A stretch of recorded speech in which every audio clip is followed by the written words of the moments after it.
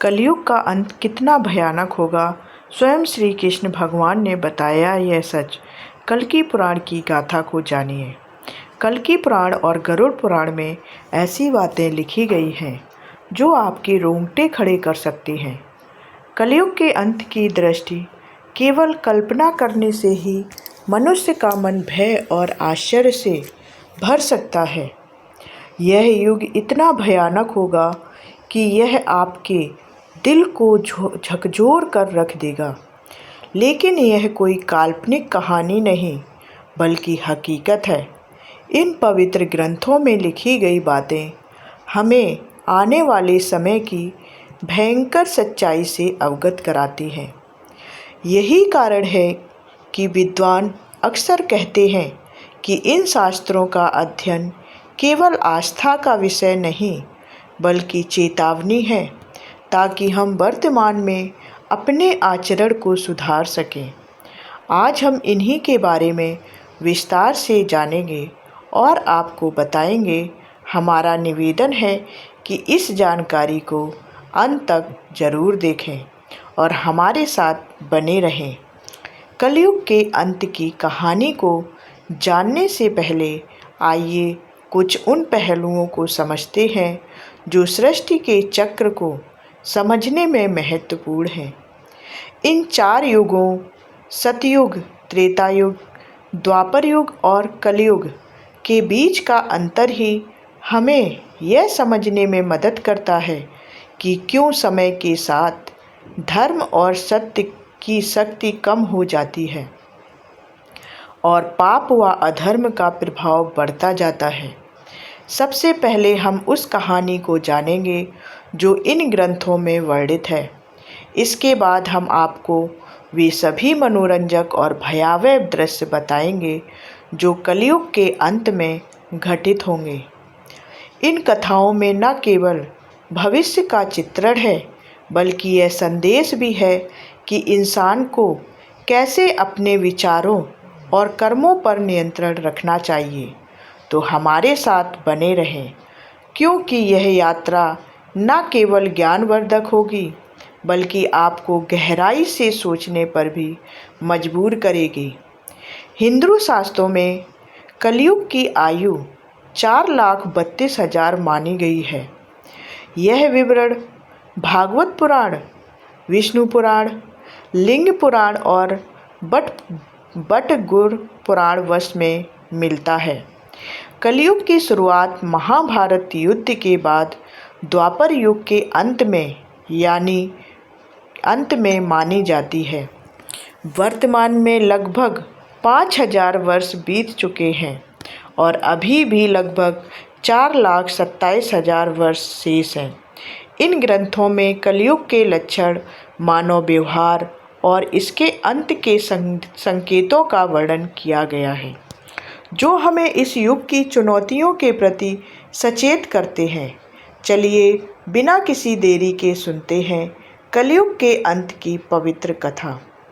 महाभारत के युद्ध की समाप्ति के पश्चात जब धर्मराज युधिष्ठिर हस्तिनापुर के सिंहासन पर आसीन थे, उनके मन में सृष्टि के भविष्य को लेकर अनेक प्रश्न और चिंताएं उत्पन्न हुई।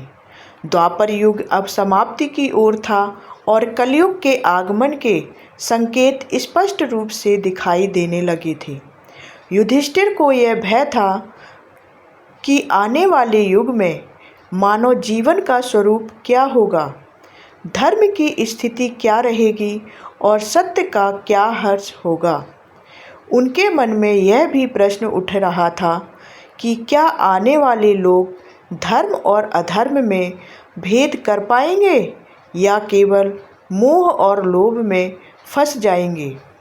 इस चिंता का समाधान पाने के लिए उन्होंने अपने चारों भाइयों भीम, अर्जुन, नकुल और सहदेव के साथ भगवान श्री कृष्ण से परामर्श करने का निश्चय किया।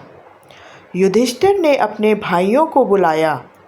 अर्जुन, जो हमेशा युद्ध के लिए तत्पर रहते थे, निश्चिंत स्वर में पूछा, हे बड़े भ्राता, आप इतने व्याकुल क्यों हैं? क्या किसी शत्रु ने हस्तिनापुर पर आक्रमण करने का दुस्साहस किया है? यदि ऐसा है तो आप आज्ञा दीजिए, मैं अभी जाकर उसका नाश कर दूंगा। युधिष्ठिर ने गहरी सांस लेते हुए कहा, हे अर्जुन, मैं तुम्हारे पराक्रम से भली भांति परिचित हूँ। इस पृथ्वी पर कोई भी शत्रु इतना साहसी नहीं कि हस्तिनापुर पर आक्रमण का विचार भी करे। मेरी चिंता किसी बाहरी शत्रु से नहीं, बल्कि कलयुग के आगमन से है। मुझे यह भय सता रहा है कि आने वाले समय में मानव समाज किस दिशा में जाएगा, धर्म और सत्य की क्या स्थिति होगी। भीम, जो अपने बड़े भाई की हर चिंता में सहभागी होते थे, बोले, हे भैया, आपकी चिंता हमारे मन में भी भय और अनिश्चितता उत्पन्न कर रही है।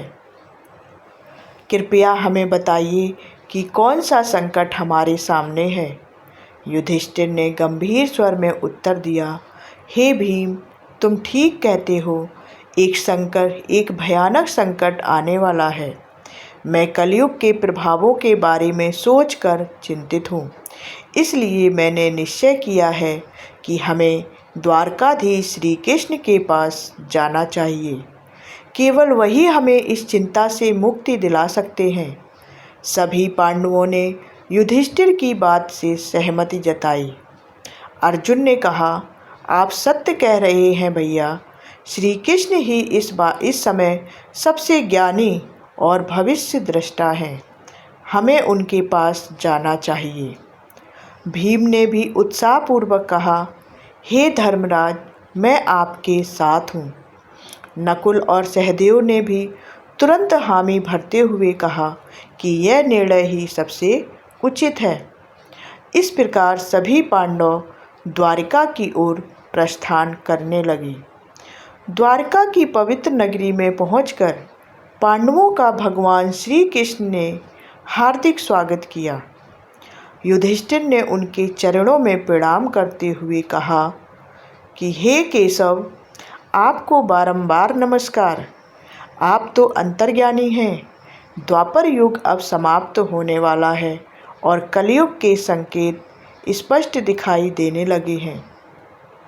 मैं यह जानना चाहता हूँ कि कलयुग में मानव का स्वभाव और आचरण कैसा होगा, वह किन कर्मों में लिप्त होगा और मोक्ष प्राप्ति के लिए उसे क्या करना होगा। श्री कृष्ण ने मुस्कुराते हुए कहा, हे धर्मराज, आपकी जिज्ञासा अत्यंत उचित है।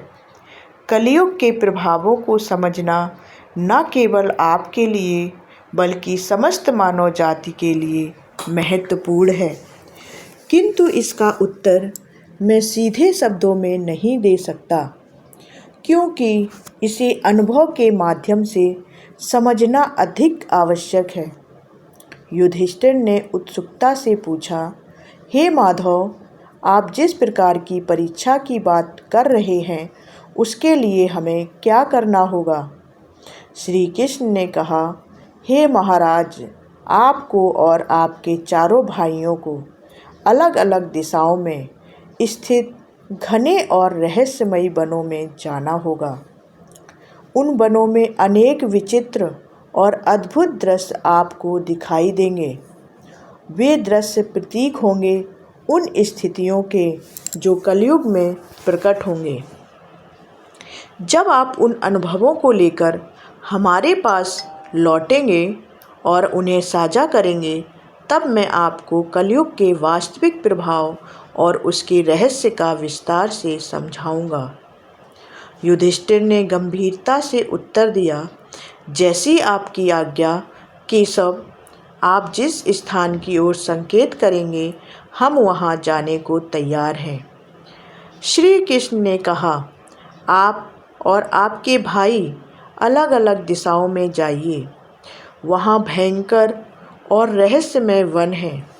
उनमें यदि कोई असामान्य घटना या विचित्र दृश्य दिखाई दे तो उसे ध्यानपूर्वक देखना और लौटकर मुझे बताना। तभी आप कलयुग के रहस्य को भली भांति समझ पाएंगे। श्री कृष्ण की आज्ञा का पालन करते हुए पांडव अपने रथों को वहीं छोड़कर पैदल ही वन की ओर चल पड़े। वातावरण बाहर से शांत प्रतीत हो रहा था, किंतु भीतर एक रहस्यमय कंपन था, जैसे हर पेड़ और हर हवा कुछ कहना चाह रही हो। पांडव अलग अलग दिशाओं में निकल गए ताकि अधिक से अधिक अनुभव प्राप्त कर सकें। युधिष्ठिर को एक घने और अंधकार वन में एक विचित्र दृश्य दिखाई दिया। उन्होंने एक विशालकाय हाथी देखा जिसके 2 सूंड थे। वह हाथी अपनी दोनों सूंडों से बड़े बड़े वृक्षों को उखाड़ रहा था, मानो उसकी शक्ति असीमित हो। युधिष्ठिर यह देखकर आश्चर्यचकित हो गए और सोचने लगे कि यह असामान्य दृश्य क्या संकेत दे रहा है। अर्जुन का अनुभव। अर्जुन एक शांत और सुंदर वन पहुँचे, जहाँ हर ओर हरियाली और पक्षियों की मधुर चहचहाट वातावरण को सुखद बना रही थी। इस शांति के बीच उन्होंने अचानक एक विचित्र दृश्य देखा। उनके सामने एक विशाल पक्षी था जिसके पंखों पर वेदों की अर्चाएं लिखी हुई थीं। यह पक्षी दिखने में पवित्र और ज्ञान का प्रतीक लग रहा था, किंतु उसी समय उसने मृत जीवों का मांस खाना शुरू कर दिया। अर्जुन यह देखकर गहरे विचार में पड़ गए और सोचा, यह कैसा विरोधाभास है। एक ओर पवित्र वेदों का ज्ञान और दूसरी ओर हिंसा व मांसाहार। भीम का अनुभव। भीम एक हरे भरे चारागाह में पहुँचे, जहाँ गायों का बड़ा झुंड विचरण कर रहा था। वहाँ उनकी दृष्टि एक अद्भुत किंतु पीड़ादायक दृश्य पर पड़ी। एक गाय ने अभी अभी एक बछड़े को जन्म दिया था और वह अपनी ममता में उसे जोर जोर से चाटने लगी, लेकिन अत्यधिक चाटने के कारण बछड़ा लहूलुहान हो गया। भीम स्तब्ध रह गए और उनके मन में विचार आया, यह कैसी ममता है जो अपने ही बच्चे को चोट पहुंचा रही है। सहदेव का अनुभव। सहदेव एक शांत जलाशय के पास पहुँचे, जहाँ 7 कुएं एक सीध में बने हुए थे। उन्होंने देखा कि 6 कुओं में जल भरा हुआ था, किंतु बीच का सबसे गहरा कुआं पूरी तरह से सूखा था। यह अजीब दृश्य देखकर सहदेव सोच में पड़ गए। आखिर यह संकेत किस ओर इशारा कर रहा है? क्यों सबसे गहरा कुआं, जो सबसे अधिक जल संग्रह करने योग्य होना चाहिए था, पूरी तरह खाली है? नकुल का अनुभव। नकुल एक पर्वतीय क्षेत्र की ओर बढ़े। ऊंचे ऊंचे पर्वतों पर घने और हरे भरे वृक्षों का सुंदर दृश्य देखकर उनका मन प्रसन्न हुआ, लेकिन अचानक उन्होंने देखा कि एक विशाल शिला पहाड़ से लुढ़क रही है। वह अपने रास्ते में आने वाले बड़े बड़े वृक्षों को बेरहमी से उखाड़ रही थी, किंतु जैसे ही वह शिला एक छोटे से नन्हे पौधे के पास पहुंची, अचानक वहीं रुक गई। नकुल यह देखकर विस्मित रह गए और सोचने लगे कि यह छोटा सा पौधा इतनी विशाल शिला को कैसे रोक पाया। शाम होते ही पांडव अपने अपने अनुभव लेकर वन से लौटे और श्री कृष्ण के पास पहुँचे। उन्होंने एक एक करके अपने देखे हुए दृश्यों को साझा किया। युधिष्ठिर ने कहा, हे प्रभु, मैंने एक 2 सूंडों वाला हाथी देखा। श्री कृष्ण जी मुस्कुराए और बोले, हे धर्मराज, यह दृश्य दर्शाता है कि कलयुग में शासक दोहरी चाल चलेंगे। वे ऊपर से धर्म और न्याय का दिखावा करेंगे, लेकिन भीतर से प्रजा का शोषण करेंगे। दोनों ओर से वे केवल अपने स्वार्थ साधेंगे। अर्जुन का अनुभव। अर्जुन ने कहा, हे प्रभु, मैंने एक पक्षी देखा जिसके पंखों पर वेदों की अर्चें लिखी थीं, किंतु वह मांस खा रहा था। श्री कृष्ण ने उत्तर दिया, हे अर्जुन, कलयुग में विद्वान और पंडित कहलाने वाले लोग ज्ञान तो रखेंगे, किंतु उनके हृदय पवित्र नहीं होंगे। वेदों और धर्म का प्रयोग केवल धन और प्रतिष्ठा पाने के लिए करेंगे। उनका आचरण ज्ञान के विपरीत होगा। भीम का अनुभव। भीम ने कहा, प्रभु, मैंने देखा कि एक गाय ने अपने बछड़े को इतना चाटा कि वह घायल हो गया। श्री कृष्ण ने कहा, हे भीम, कलयुग में माता पिता का अति स्नेह बच्चों के लिए बंधन बन जाएगा।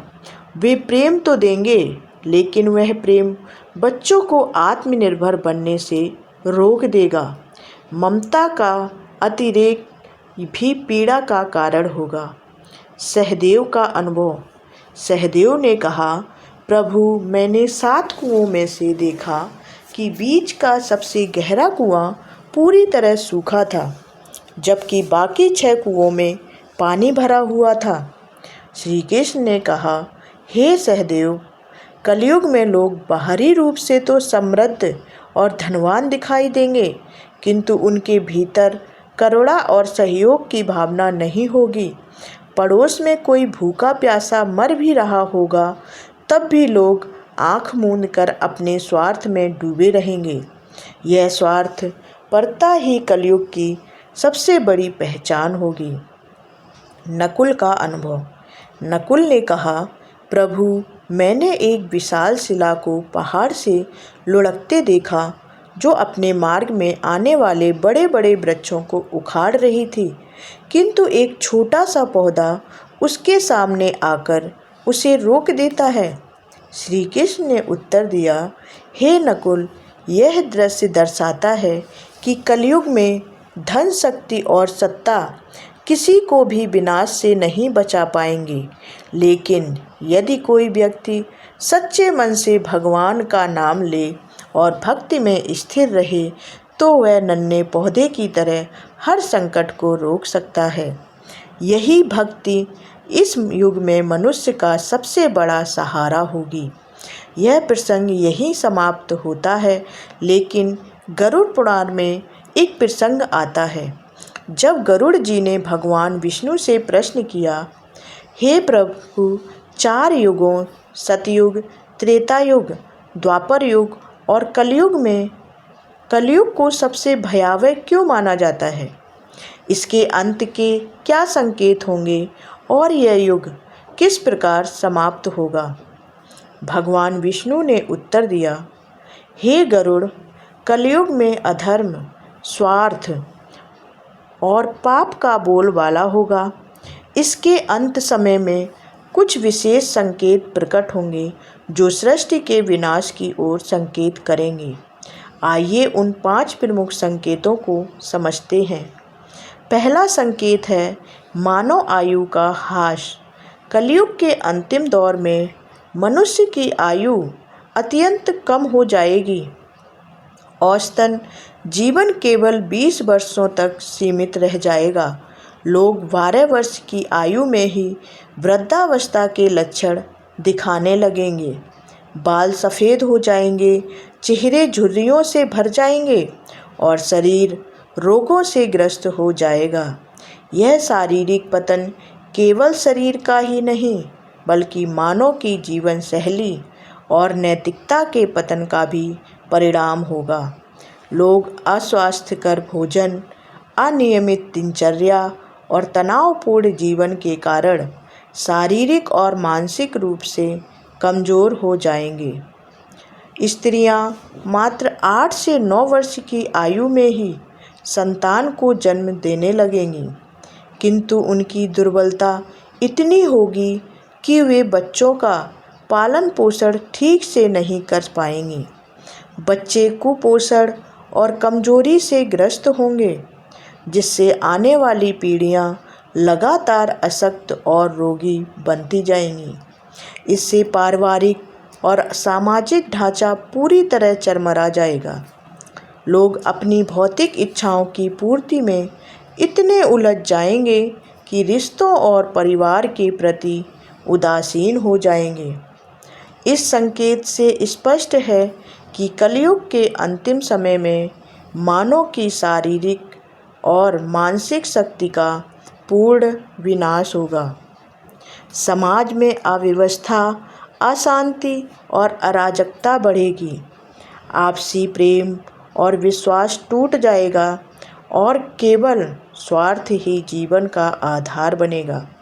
यह स्थिति हमें चेतावनी देती है कि यदि संतुलित जीवन शैली और नैतिकता का पालन न किया गया तो आने वाली पीढ़ियां अंधकार में डूब जाएंगी।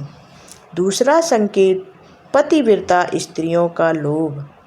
कलयुग के अंत में नैतिकता और धर्म का इतना अधिक पतन होगा कि पतिव्रता स्त्रियां लगभग लुप्त हो जाएंगी। एक स्त्री कई पुरुषों के साथ संबंध स्थापित करेगी, जो समाज में नैतिक पतन और पारिवारिक विघटन का सबसे बड़ा संकेत होगा। उस समय विवाह और रिश्तों की पवित्रता समाप्त हो जाएगी। लोग धार्मिक कार्यों जैसे पूजा पाठ, श्राद्ध, अंतिम संस्कार और विवाह जैसे संस्कारों से पूरी तरह विमुख हो जाएंगे। जल की कमी के कारण लोग स्नान करना बंद कर देंगे, जिससे न केवल शारीरिक स्वच्छता बल्कि आध्यात्मिक पवित्रता भी नष्ट हो जाएगी। भोजन की आदतों में भारी परिवर्तन होगा। मांसाहार का बोलबाला होगा और सात्विक आहार जैसे फल, सब्जियां और अनाज दुर्लभ हो जाएंगे। लोग अपने पहनावे में भी भौतिकता को प्राथमिकता देंगे। वे चमकीले, तंग और भड़कीले वस्त्र पहनेंगे, जो उनकी आंतरिक साधना और आध्यात्मिकता से दूरी को स्पष्ट रूप से दर्शाएंगे।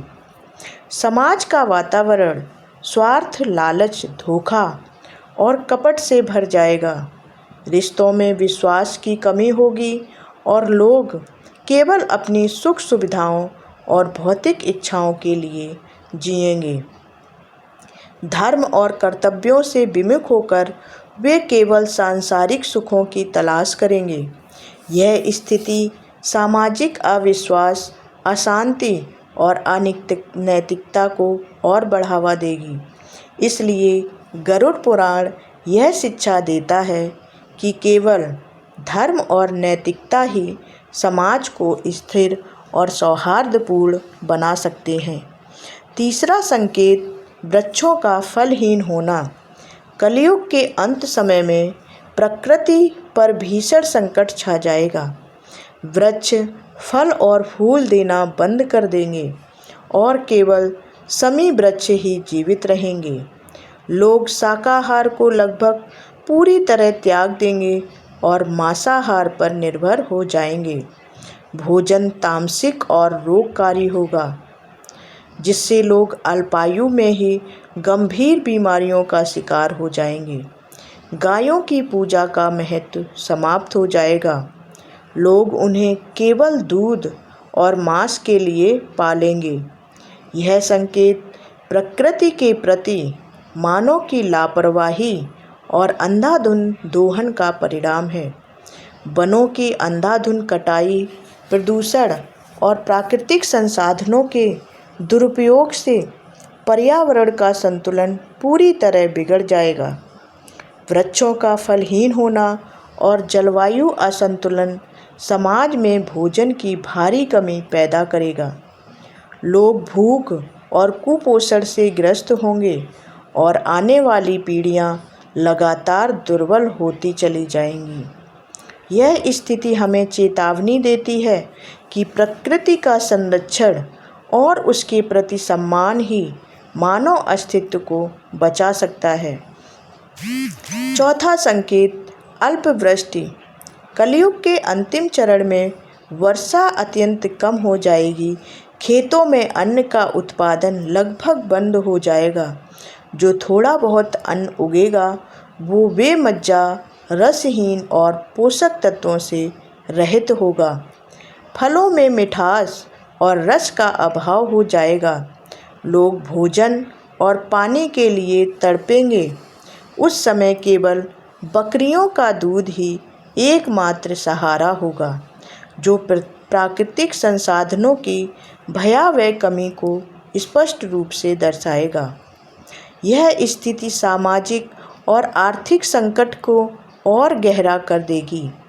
लोग जीवन की मूलभूत आवश्यकताओं जैसे भोजन और जल के लिए संघर्ष करेंगे।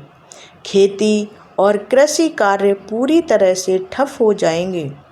इससे समाज में भूखमरी, अशांति और हिंसा बढ़ेगी।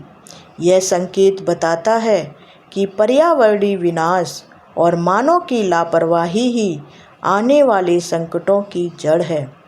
गरुड़ पुराण इस प्रसंग के माध्यम से हमें याद दिलाता है कि प्रकृति का संरक्षण, संतुलित जीवन और धर्म पालन ही मानवता को बचा सकते हैं। इसके बाद भगवान विष्णु और गरुड़ जी का यह प्रसंग समाप्त होता है।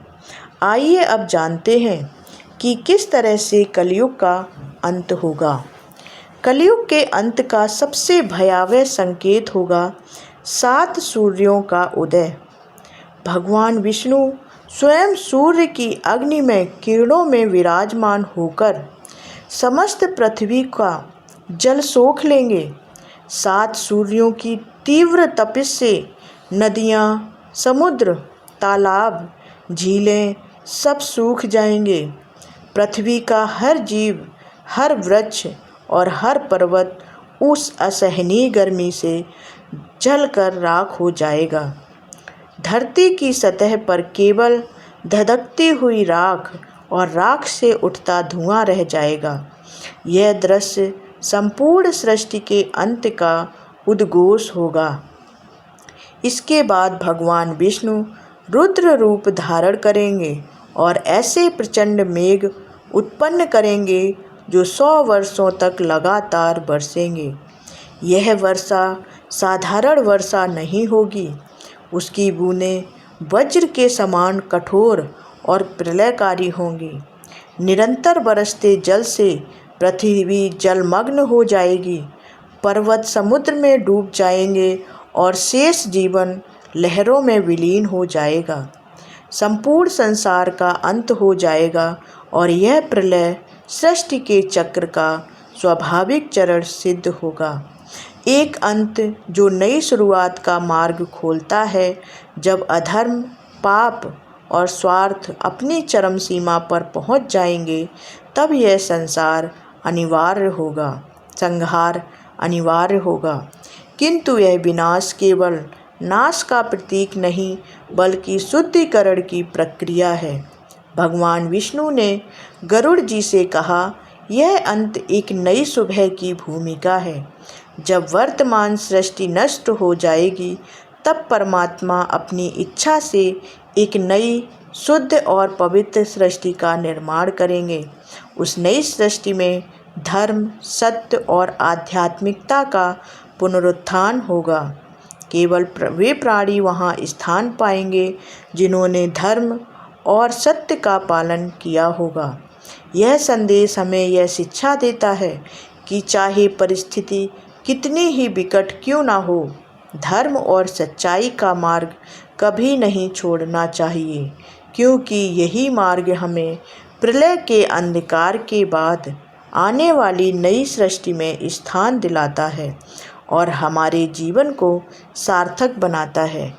तो मित्रों, यह थी कलयुग के अंत की दिव्य भविष्यवाणी, जो हमें धर्म और सत्य के मार्ग पर चलने की प्रेरणा देती है।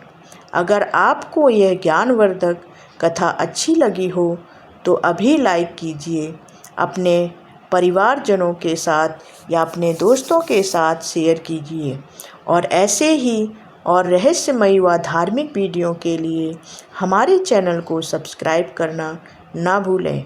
और हाँ, अगर आप भी भगवान पर अपना विश्वास रखते हैं तो अभी कमेंट बॉक्स में पूरे मन से लिखिए। जय श्री कृष्णा। राधे राधे।